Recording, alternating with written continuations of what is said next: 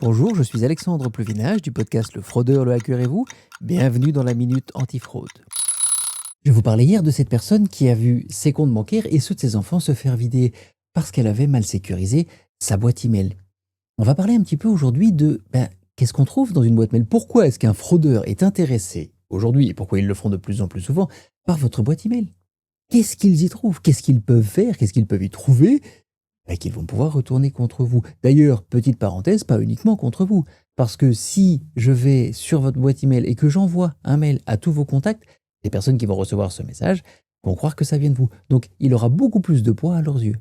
Mais juste, revenons à notre sujet. Contre vous, qu'est-ce que je trouve?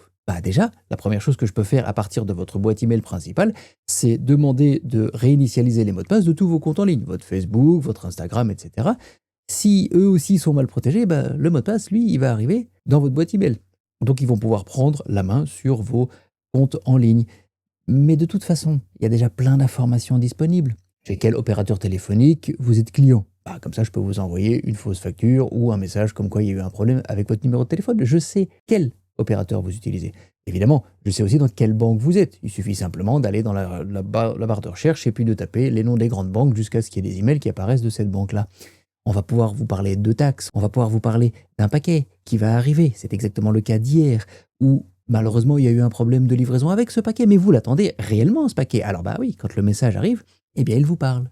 Beaucoup plus grave, si vous recevez des messages personnels, ce qui est souvent le cas dans votre boîte email, avec des photos par exemple, quelqu'un d'extrêmement malveillant peut récupérer la photo d'un enfant qui viendrait de son message en disant « Tiens maman, voici la photo de mes vacances », la modifier avec une intelligence artificielle, par exemple, pour rajouter des traces de sang. Je sais, c'est sordide, mais les fraudeurs n'ont pas de limite.